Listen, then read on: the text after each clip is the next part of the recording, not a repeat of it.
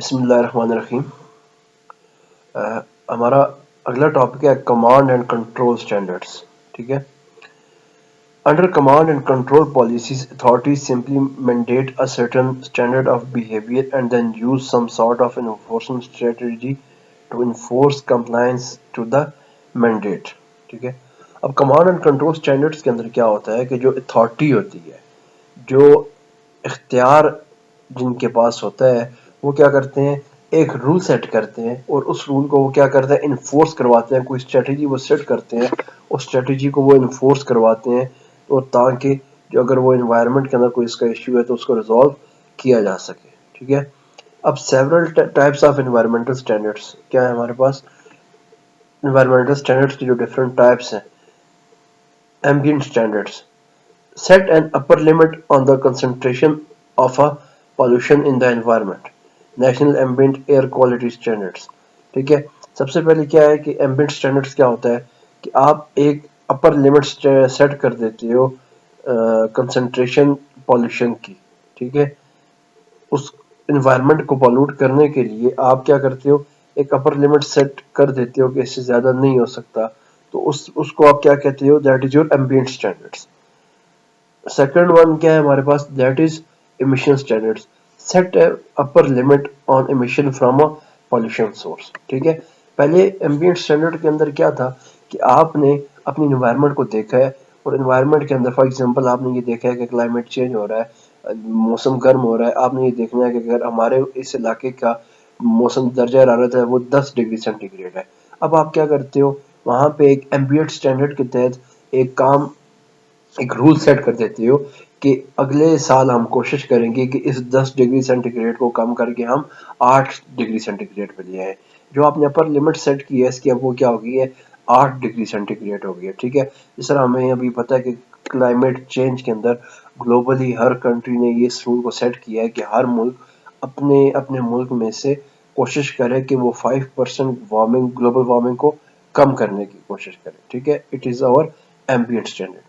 emission standard کیا ہے، set an upper limit on emission from a pollution source، کہ pollution source ہے جو ہماری فار ایگزامپل انڈسٹری ہے، کارز ہیں، گیسز ہیں، یہ جو ہماری انوائرمنٹ کو جو چیزیں جو سورسز پالوٹ کر رہی ہیں، ان کے اوپر پابندی لگانا کہ وہ ایک حد سے زیادہ امیشن نہیں کر سکتے۔ For example green house gases کی، کہ آپ کی جو فیکٹری ہے وہ ایک حد سے زیادہ وہاں سے گرین ہاؤس گیسز کی امیشن نہیں کر سکتی، تو اب ہم اس کو کیا کہتے ہیں، امیشن اسٹینڈرڈ۔ سو کلیئر ہے۔ ایمبینٹ اسٹینڈرڈ کیا ہے کہ آپ اپنی انوائرمنٹ کو سامنے رکھتے ہوئے انوائرمنٹ کے بارے میں یہ ڈیسائیڈ کرتے ہو کہ ہماری انوائرمنٹ اس سے زیادہ پولوٹ یا اس سے زیادہ اس کے اندر چینجز نہیں آنی چاہیے۔ تو امیشن اسٹینڈرڈ کے اندر آپ یہ کرتے ہو کہ آپ ایک اپر لمٹ سیٹ کر دیتے ہو کہ ہر وہ سورس جس کی وجہ سے آپ کی انوائرمنٹ میں پولوشن آ رہی ہے، اس کو آپ باؤنڈ کر دیتے ہو کہ وہ ایک حد سے زیادہ امیشن نہ کر سکے۔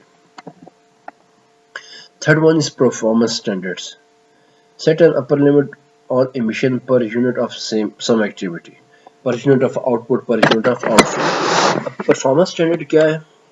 پرفارمنس اسٹینڈرڈ یہ ہے کہ اتھارٹی جو پولوشن سورس ہوتی ہے اس کو باؤنڈ کر دیتی ہے کہ وہ جو چیزیں جتنی چیزیں پروڈیوس کر رہی ہیں، وہ اپنی پروڈکشن، اپنی آؤٹ پٹ یا آؤٹ فلو کے لحاظ سے وہ کیا کریں گے، ان کی مشن کو کنٹرول کیا جائے گا۔ فار ایگزامپل ایک فیکٹری ہے، وہ اسٹیل بنا رہی ہے، ٹھیک ہے۔ اب گورنمنٹ کیا کرتی ہے، اس کے اوپر پرفارمنس اسٹینڈرڈ کے تحت اس کے اوپر پابندی لگا دیتی ہے کہ یہ فیکٹری پر ٹن اتنی امیشن کر سکتی ہے گرین ہاؤس گیسز کی، ٹھیک ہے۔ اس سے زیادہ وہ جتنے ٹن وہ اسٹیل پروڈیوس کرے گی اتنے وہ کیا ہوگی، اس کو اجازت ہوگی وہ امیشن کر سکے کس کی، گیسز کی، یا جو جس سے آپ کی ٹیکنالوجی جس سے آپ کی انوائرمنٹ کو پالوٹ کیا جا سکے، ٹھیک ہے۔ Then we have technology standard. Technology standard کیا ہے، specify the technology source must adopt to control emission، catalytic converters، stack gas scrubbers for power plants۔ اب ٹیکنالوجی اسٹینڈرڈ کے اندر کیا ہوتا ہے کہ اتھارٹیز جو ہے وہ یہ کرتی ہیں کہ وہ جو پولوشن سورس ہوتی ہے، ٹھیک ہے، وہ آپ کی انڈسٹری ہے، آپ کی وہ کارز ہے، آپ کی گھروں سے نکلنے والی گیس کا دھواں ہے، یا جو چیزیں آپ کے انوائرمنٹ کو پولوٹ کر رہی ہیں، یا جو کہ ہمارے کلائمیٹ ہیزرڈز ہیں، ٹھیک ہے، کلائمیٹ ہیزرڈز کا سبب بن رہی ہیں، جو چیزیں، جو سورسز. اب وہاں پہ کیا ہے کہ اتھارٹیز ان کو باؤنڈ کر دیتی ہیں کہ آپ نے ٹیکنالوجی کو یوز کر کے کیا کرنا ہے، آپ نے جو آپ کی سورس سے پولوٹ کرنے کی ہمارے انوائرمنٹ کو، اس میں سے کم پولوشن ہو ہمارے انوائرمنٹ میں. ٹھیک ہے، جس طرح کہ فار ایگزامپل گیس نکل رہی ہے، ایمیشن آف گیس ہے from the factory, from the industry. اب کیا ہے، اس گیس کو مزید صاف کیا جائے تاکہ جو گندی گیس یا کیمیکلز ڈمپ کی صورت میں فیکٹریز والے باہر بھیج رہے ہوتے ہیں، ڈمپنگ کر رہے ہوتے ہیں، ریزیڈول ڈمپنگ، اس میں سے کیا ہے کہ وہ کوشش کریں ٹیکنالوجی کو یوز کر کے اپنے جو ویسٹ ہے اس کو ریسائیکل کرنے کی کوشش کریں. ٹھیک ہے، stack gas scrubber for power plants, جو پلانٹس میں سے گیس نکل رہی ہوتی ہے اس کو صاف کر کے ایمیشن کی جائے اس کی. Technology based emission standards set an emission standard based on the use of particular standard technology. 1972 Water Pollution Control Act Amendments. Technology based emission standard کے اندر یہ ہے کہ جو امیشن اسٹینڈرڈ بیس نکال دیتی ہیں گورنمنٹ یا اتھارٹی وہاں کی ایک پرٹیکولر کنٹرول ٹیکنالوجی کے تھرو، ایک خاص ٹیکنالوجی ہے، اس کو یوز کر کے آپ کی جو امیشن ہے اس کو ایک اسٹینڈرڈ کے لحاظ سے اس کو امیشن کرنی چاہیے وہاں پہ گیسز کی by using a particular control technology. In uniform ambient or emission standards are inefficient or cost ineffective. Why are they so common? Mostly جو ہماری ایمبینٹ یا امیشن اسٹینڈرڈز ہیں، ایمبینٹ اسٹینڈرڈز کیا تھے ہمارے پاس؟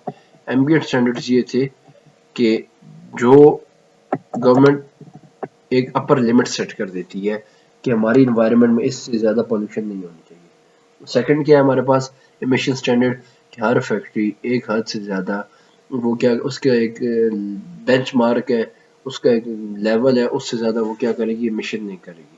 اب موسٹلی یہ جو ہے وہ فیل کیوں ہوتا ہے؟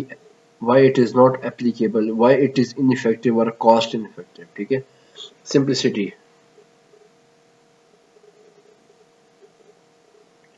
It may be easier to implement and enforce uniform standards.